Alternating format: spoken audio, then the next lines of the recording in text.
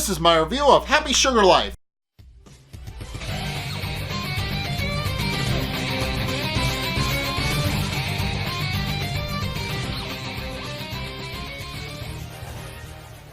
Okay, so in this episode we find out how Sato came to live in apartment 1208 with Shio. So it starts off with, it's actually an interesting dynamic for it, but it's actually set from the point of view of the original owner of the apartment, who was an artist who, I guess for lack of better words, he took Sato in and decided to draw her, and she let him, but it becomes apparent throughout this segment that he kind of likes seeing Sato incomplete and unhappy.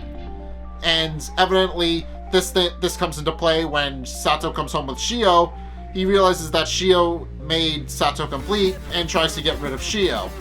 And Sato acted accordingly and killed him to protect Shio. So she kind of sort of killed the artist in self-defense, but not really. I mean, she didn't have to go to that extreme, but she did try to protect Shio from the artist who was trying to hurt Shio and end her life.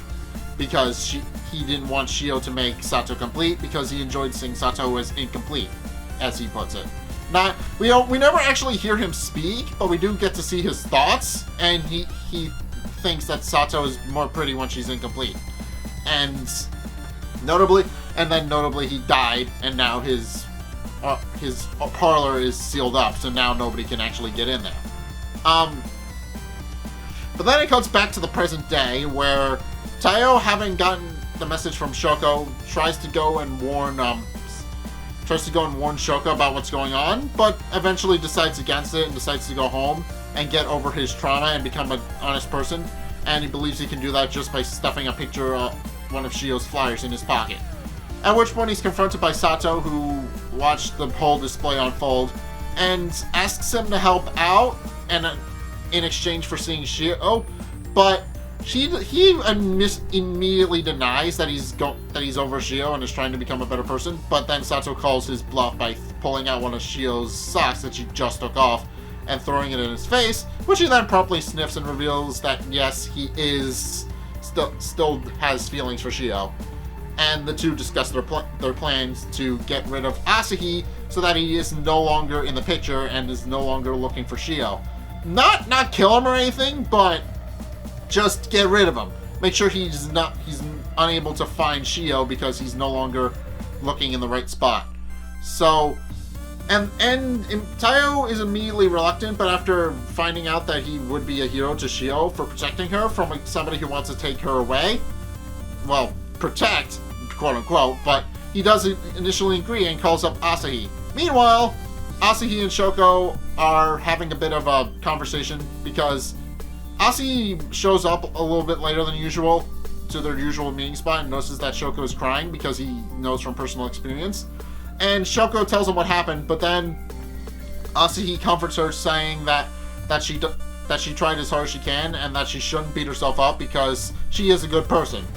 And Shoko replays that kindness in kind by pointing out how hard he's working to find Shio, and then agrees to help him put up flyers, at which point he gets the call from Taiyo telling him that he's looking in the wrong spot, or rather, wrong spot, as he is looking in the right spot, but they're trying to throw him off the set.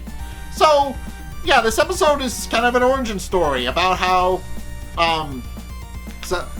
Sato came to live in apartment 1208 with Shio, why the apartment owner is no longer in the picture, who she actually wound up killing and stuffing into those bags. And then we also find out that now Sato and Taiyo are working together and are trying to get Asahi away from Shio so that she could be happy with Sato forever.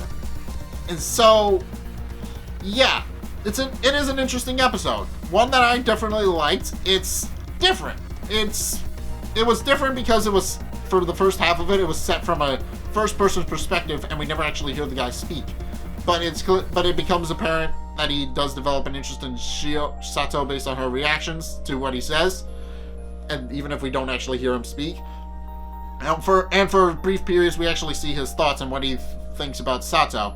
And it's clear that he likes seeing her incomplete and hopes that someday she'll be complete. But then when she's actually becomes complete, he realizes that he doesn't want her to become complete and tries to kill Shio. So that's why he's dead. He attacked Shio. Sato did not take kindly to it, and now he's dead.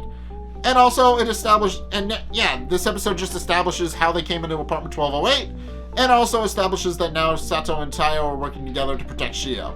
So overall, this episode doesn't have a whole lot to unpack. It does have it did give an origin story as to how they wound up in apartment 1208 instead of Sato's original apartment with her aunt.